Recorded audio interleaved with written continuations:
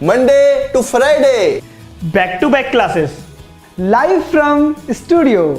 आज ही सब्सक्राइब करें वाईफाई स्टडी चैनल को। Hello, good morning India.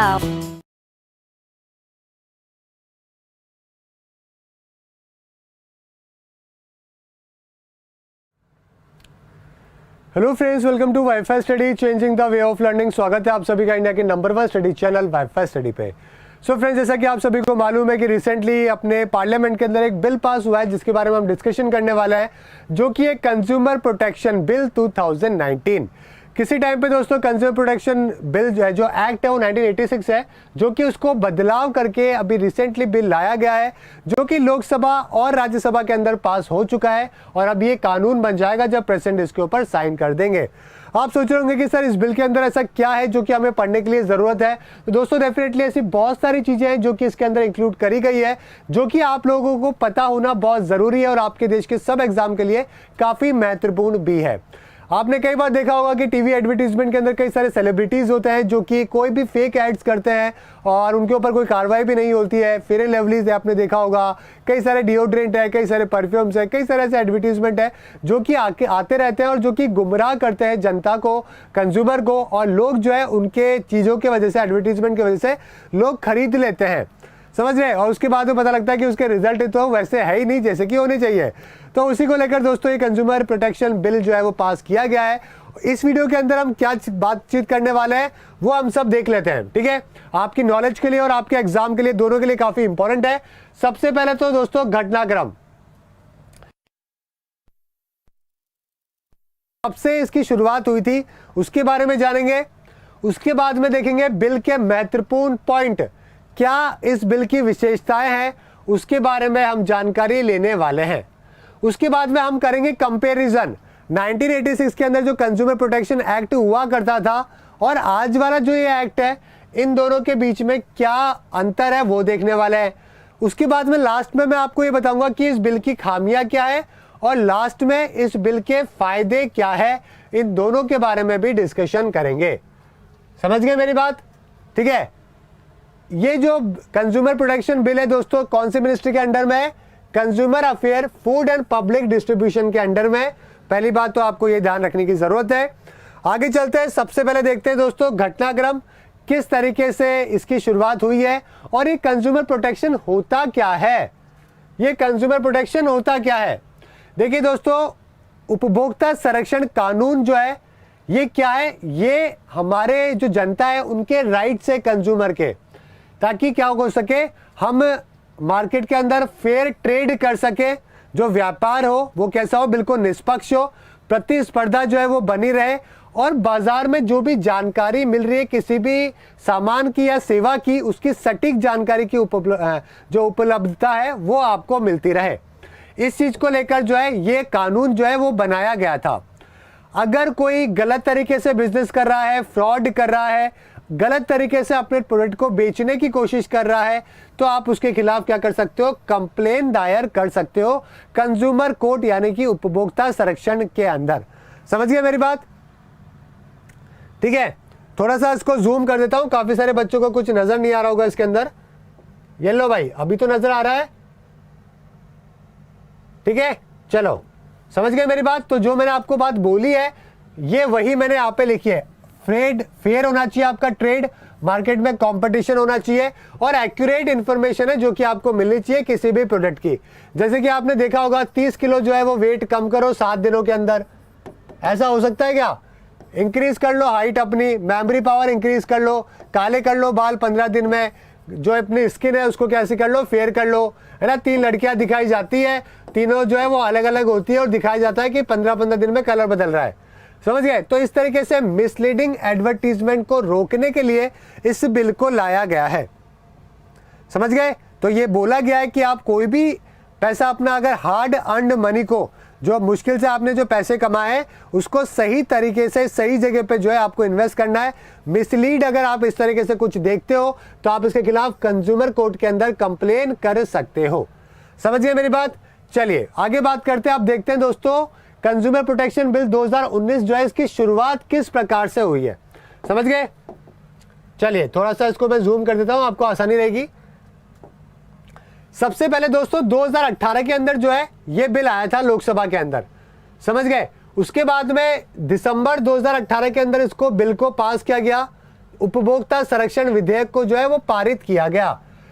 लेकिन क्या हुआ दोस्तों, राज्यसभा में जो है 16वीं लोकसभा जो है उसका विघटन हो गया था, यानी कि डिसॉल्व हो गई थी। उसकी वजह से जो बिल है वो वहीं पर ही क्या हो गया, अटक गया था। क्या हो गया था, लैप्स हो गया था ये वाला बिल। अब यहाँ पे एक वर्ड आपको देखने को मिलता है, ये बिल लैप्स जो होता है दोस्तों, ये कब होता है, बिल का जो, ठीक है, जो यहाँ पे व्यापकट होता है ये कब होता है, ये भी आपको पता होना चाहिए। तो देखिए दोस्तों, जब हम हमारे कानून की बात करते हैं तो यहाँ पे आप देख सकते हो, ठीक है, यहाँ पे आप देख सकते हो कि यहाँ पे मैंने दो चीजें लिखी हुई है। आर्टिकल 107 और 108 जो है हमने संविधान का जो है, हमारे संविधान का, उसके अंदर इसके बारे में सारी जानकारी है जो कि दे रखी है। समझ गए मेरी बात। और इस वीडियो को शेयर कर दो ताकि ज्यादा से ज्यादा जो बच्चे हैं इस वीडियो को देख सके और अपनी नॉलेज को इंप्रूव कर सके। समझ गए, आप अपनी पॉलिटी बहुत अच्छी कर सकते हो इस वीडियो से। आर्टिकल 107 और 108 जो हमारे कॉन्स्टिट्यूशन का है वो क्या करता है, जो हमारे बिल है ना उसको लैप्स होते हैं जो बिल, उसकी जानकारी देता है। अब कोई भी बिल दोस्तों वो लैप्स कब होता है, पहली कंडीशन क्या है दोस्तों, लोकसभा में बिल जो है वो लाया जाए और लोकसभा के अंदर ही वो पेंडिंग हो जाए तो वो लैप्स हो जाता है। समझ गए। जैसे कि कोई भी बिल मान लीजिए, जैसे कि ट्रिपल तलाक है, ट्रिपल तलाक मैंने यूपीएससी आपको ये वाला वीडियो भी कल दिया था, ट्रिपल तलाक वाला देख लीजिएगा, अगर नहीं देखा है तो वाईफाई स्टडी यूपीएससी अगर आप डालेंगे ट्रिपल तलाक तो आपको मिल जाएगा, है ना। चलिए, इसके अलावा अगर मैं बात करूं बिल लैप्स कब होता है, बिल लैप्स होता है लोकसभा के अंदर, राज्यसभा के अंदर बिल जो है वो आया हो और राज्यसभा के अंदर पास हो गया हो, लेकिन लोकसभा के अंदर अगर पेंडिंग है दोस्तों तो वो लैप्स क्या होता है, हो जाता है। थोड़ा सा और जूम कर लेता हूं आपके लिए। चलिए, ये देख सकते हो यहाँ पे मैंने जो आपके लिए पॉइंट्स जो है वो बनाए हैं। पहला मैंने पॉइंट्स बताया, दूसरा बताया, तीसरा पॉइंट है लोकसभा के अंदर भी ओरिजिनेट हो और लोकसभा के अंदर ये पास हो जाए, लेकिन राज्यसभा के अंदर दोस्तों पेंडिंग हो जाए तो भी लैप्स हो जाता है। ठीक है। इसके अलावा बिल जो है वो राज्यसभा में लाया जाए, लोकसभा को दिया जाए और लोकसभा जो है उसमें कुछ बदलाव करके वापस से राज्यसभा में दे दे और राज्यसभा उसके ऊपर काम ना करे तो भी क्या हो जाता है, वो लैप्स हो जाता है। तो ये चारों पॉइंट आपको पता होने चाहिए कि कब जो है वो बिल लैप्स होता है। समझ गए मेरी बात। ठीक है, चलिए आगे बात करते हैं। अब मैं बात करते हैं कि किस किस केस के अंदर जो है ये लैप्स जो है वो नहीं होता है। नहीं होने वाले जो पैरामीटर है वो आपके सामने है यहाँ पे।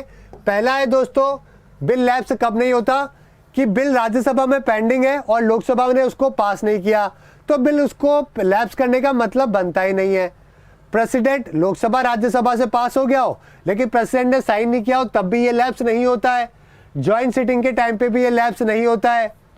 और अगर प्रेसिडेंट जो है उसको वापस भेज दे कुछ बदलाव करने के लिए तो भी वो लैप्स नहीं होता है। और कुछ ऐसे बिल होते हैं जो कि गवर्नमेंट की कमिटी के पास में भेजे जाते हैं तब भी ये लैप्स नहीं होता है। समझ गए मेरी बात। तो ये सारे पॉइंट भी आपको पता होने चाहिए और जिसके अंदर मैंने दो चीजें के बारे में डिस्कशन किया, कब बिल जो है वो लैप्स होता है और वो कब बिल लैप्स नहीं होता है। अब हम बात करते हैं दोस्तों हमारे रिसेंटली जो हमारा बिल आया है उसके बारे में। समझ गए, कंज्यूमर प्रोटेक्शन बिल के बारे में बात करते हैं 2019। देखिए अभी इसको रिसेंटली 8 जुलाई को लाया गया था, पिछला वाला तो लैप्स हो गया था। समझ गए, लोकसभा में, और 8 जुलाई को लाया गया और 30 जुलाई को क्या कर दिया गया, इसको पास कर दिया गया लोकसभा के अंदर। जो हमारे कंज्यूमर प्रोटेक्शन बिल 2019 है, लोकसभा के अंदर कौन लेके आए थे, रामविलास पासवान लेके आए थे, जो कि अभी हमारे मिनिस्टर भी है। कौन से मिनिस्टर है, minister of consumer affair, food and public distribution के मिनिस्टर है। ये क्या करेगा बिल दोस्तों, कंज्यूमर प्रोटेक्शन एक्ट 1986 को क्या कर देगा, चेंज कर देगा। समझ गए मेरी बात। चलिए आगे बात करते हैं, नेक्स्ट चलते हैं। ठीक है, अब यहां पे आप देख सकते हो दोस्तों कंज्यूमर की परिभाषा क्या होती है। हमारा जो है नया वाला बिल आया है इसमें कंज्यूमर की परिभाषा जो है वो क्या रखी गई है ये आपको बताना है। दोस्तों एक बात को ध्यान रखिए, ठीक है, इस बात को ध्यान रखिए कि उपभोक्ता होता क्या है। उपभोक्ता दोस्तों वो पर्सन होता है जो कि किसी भी वस्तु या सेवा की खरीद करे और उसका जो उद्देश्य होता है ना वो उसको बेचना या वाणिज्यिक उद्देश्य उसका नहीं होना चाहिए। तो आप कंज्यूमर कोर्ट के अंदर तब जा सकते हो तब आपने कोई भी सामान खुद के लिए खरीदा हो या कुल मिला के काम में लेने के लिए खरीदा हो। कोई भी वस्तु हो सकती है, कोई भी सेवा हो सकती है। अगर आप उसको बेचने के लिए खरीद रहे हो या कोई कमर्शियल पर्पस के लिए खरीद रहे हो तो दोस्तों आप एक उपभोक्ता नहीं माने जाते हो।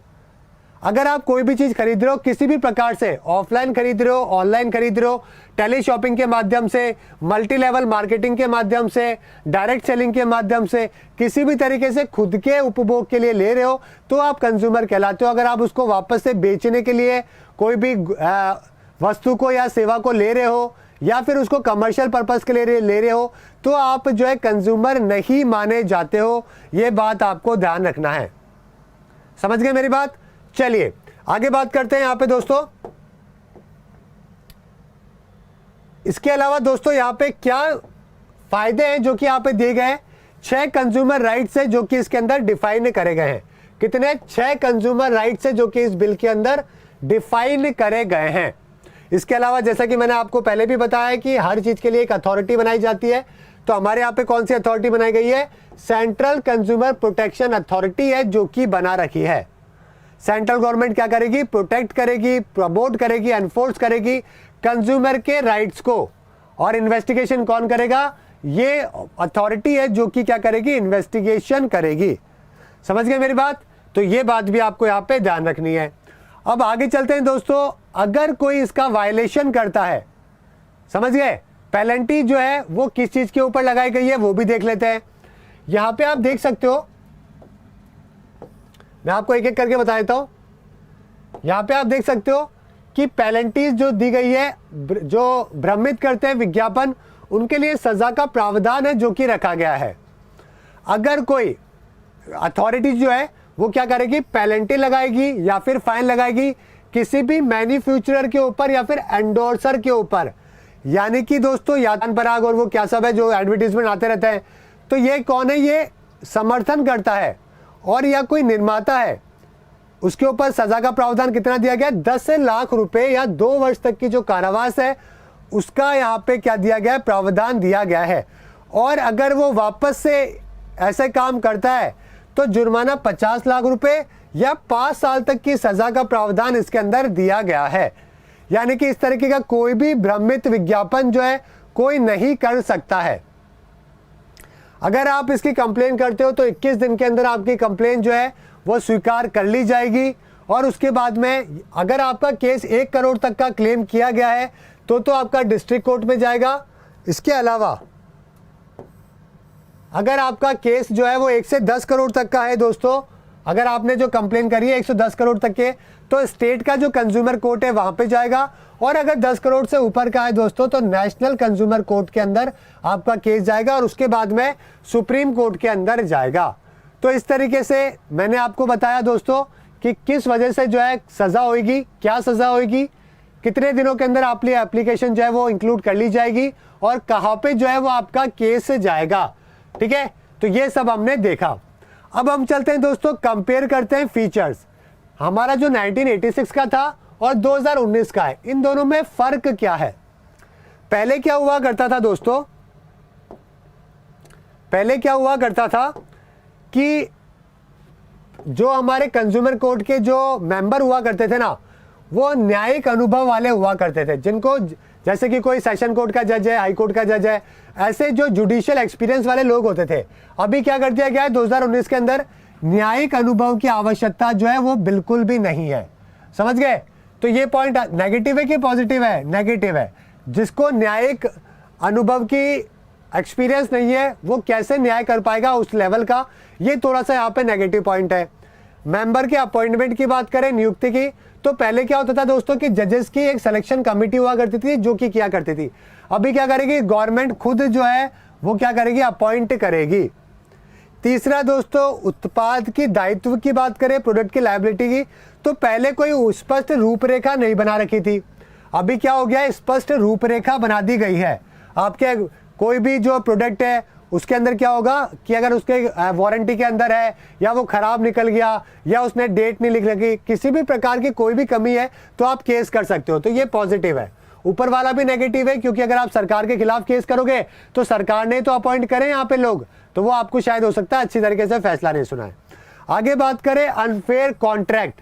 आपने किसी के साथ कोई कॉन्ट्रैक्ट किया है, आपने किसी ई कॉमर्स वेबसाइट के ऊपर गए हो, तो वहां पे अगर आपको किसी कोई गलत तरीके से आपसे कोई डाटा ले रहा है या आपको सामान गलत तरीके से बेच दिया है, तो उसके लिए स्पष्ट रूपरेखा बना दी गई है, पहले ये नहीं थी। तो ये भी एक पॉजिटिव पॉइंट है जो कि यहाँ पे देखने को मिलता है 1986 के बदलाव के अंदर। आगे बात करते हैं दोस्तों, इसका एक और बहुत बड़ा नेगेटिव फैक्टर देख लेते हैं और एक पॉजिटिव फैक्टर देख लेते हैं। नेगेटिव फैक्टर की बात करें तो कॉन्फ्लिक्ट ऑफ इंटरेस्ट है जो कि यहाँ पे देखने को मिलेगा। आपने कल को मान लीजिए कोई सरकारी संस्था है, उसने ही आपको सामान जो है खराब दे दिया, सरकारी कोई कंपनी है, कुछ भी है, ठीक है, उसने ही आपको सामान खराब दे दिया और आपने उसी के खिलाफ केस कर दिया। तो दोस्तों यहाँ पे आप देख सकते हो दोनों नेगेटिव है। तो सरकार क्या होगी, आपको हो सकता है सरकार के खिलाफ आप केस करो तो इतना अच्छा फैसला नहीं मिल पाए। दूसरा अच्छी बात यहाँ पे पॉजिटिव क्या दी गई है दोस्तों, कि जो मिसलीडिंग एडवर्टीजमेंट कर रहे हैं ना लोग, ये जो कि इसके अंदर करी जा रही है, सख्त कार्रवाई। मैंने आपको बताई दिया कितना बड़ा फाइन है जो कि इसके अंदर रखा गया है, समझ गए। आप देख सकते हो यहाँ पे जो फाइन रखा गया है ना, वो छोटा मोटा फाइन नहीं है। यहाँ पे आप देख सकते हो दोस्तों, ठीक है, यहाँ पे मैंने लिखा था ना कितने का दोस्तों, 10 लाख रुपए तक का फाइन और 2 साल तक की सजा का प्रावधान है। और अगर वापस से कर देगा वो काम तो 50 लाख रुपए और 5 साल का हो जाएगा सजा। तो एक बड़ा प्रावधान है और स्ट्रिक्ट जो लॉ है जो कि इस चीज को लेकर लेके आया गया है, ठीक है। तो उम्मीद करता हूं कि आपको पूरा का पूरा मैटर जो है ये समझ में आ गया होगा। मैंने आपको कई सारे टॉपिक्स जो है इसमें क्लियर करे। सबसे पहले हमने दोस्तों घटनाक्रम देखा, फिर हमने इस बिल के क्या देखे, विशेषताएं देखी, फिर हमने कंपेयर किया, फिर हमने इसके फायदे और नुकसान दोनों चीजें देखी। साथ में कंज्यूमर कौन होता है वो भी मैंने आपको बताया। कंज्यूमर दोस्तों, कल को आप कोई सामान किसी को बेचने के लिए खरीद रहे हो तो सच बात यह कि आप कंज्यूमर की डेफिनेशन में नहीं आते हो। आम जनता को ऐसा लगता है कि आप वो कंज्यूमर है, लेकिन सच में वो कोर्ट के अंदर जब आप जाओगे तो आप कंज्यूमर जो है आप नहीं कहलाओगे। समझ गए मेरी बात। चलिए, तो ये था। इसके अलावा अगर आप दोस्तों यूपीएससी या फिर कोई स्टेट का एग्जाम दे रहे हो, पीएससी का, तो आपके लिए कुछ महत्वपूर्ण सवाल है जो कि यहाँ पे बनाए गए हैं, जो कि आपको एग्जाम में देखने को मिल सकते हैं। पहला सवाल आपके लिए जो कि आपके मेंस के लिए है, जैसे कि उपभोक्ता संरक्षण को परिभाषित करते हुए भारत में संदर्भ में मौजूद विधायकी तंत्र का खाका जो है वो आपको बताना है, पहला सवाल। दूसरा सवाल आपसे एग्जाम में बन सकता है, उपभोक्ता संरक्षण विधेयक 2019 पर टिप्पणी करते हुए इसकी तुलना 1986 के उपभोक्ता संरक्षण अधिनियम से कीजिए। तो ये दोनों क्वेश्चन के जवाब मैंने आपको अच्छी तरीके से दिए, आप ये वहां से कर सकते हो। तीसरा सवाल आपसे पेपर में बन सकता है यूपीएससी के अंदर मेंस के एग्जाम में या पीएससी मेंस में एग्जाम में, उपभोक्ता अधिकारों के प्रति अनभिज्ञता उपभोक्ता संरक्षण की दिशा में सबसे बड़ी चुनौती है। भारत में उपभोक्ता अधिकारों पर टिप्पणी करते हुए इसके निपटने के जो उपाय है वो सुझाइए। तो आपको पता है कि कंज्यूमर के राइट्स जो है वो बहुत चैलेंजिंग है हमारे कंज्यूमर प्रोटेक्शन के अंदर। तो भारत में किस तरीके से इसको बेटर कर सकते हैं वो आप बता सकते हो। तो इस तरीके से 3 महत्वपूर्ण सवाल है जो कि आपके बन सकते हैं, ठीक है दोस्तों। साथ में मैं आपको एक और बात बताना चाहता हूं कि अगर आप यूपीएससी एग्जाम की प्रिपरेशन कर रहे हो, सिविल सर्विसेज एग्जाम 2020 की, तो आप दोस्तों अनअकैडमी के ऊपर मेरा करंट एक कोर्स है जो कि जल्दी स्टार्ट होने वाला है, तो आप उसको ले सकते हो और अपने करंट अफेयर की बहुत अच्छी प्रिपरेशन कर सकते हो। 10% आपको डिस्काउंट भी मिल जाएगा अगर आप wifi study coupon code use करेंगे तो, ठीक है दोस्तों। तो ये आज का आपका इंपॉर्टेंट टॉपिक था और आपकी नॉलेज के लिए बहुत ज्यादा इंपॉर्टेंट है। तो उम्मीद करता हूं कि आज का वीडियो आपको पसंद आया होगा। वीडियो को लाइक करिएगा, शेयर करिएगा, चैनल को सब्सक्राइब करिएगा और इसी तरीके से दोस्तों आप पढ़ते रहिए, आगे बढ़ते रहिए। और ये मत समझिएगा कि कोई भी टॉपिक आपके लिए वेस्ट है। जो जो वीडियोस मैं आपके लिए बना रहा हूं ना, ये आपके एग्जाम के लिए बहुत ज्यादा इंपॉर्टेंट है और साथ में आपकी नॉलेज के लिए बहुत ज्यादा इंपॉर्टेंट है। चाहे वो प्री हो, मेंस हो, सबके लिए ये बहुत ज्यादा इंपॉर्टेंट है और आपको एग्जाम में डेफिनेटली इसमें से क्वेश्चंस भी देखने को मिलेंगे, ठीक है दोस्तों। तो आज के लिए इतना ही। Thank you, good bye and have a nice day. Thank you.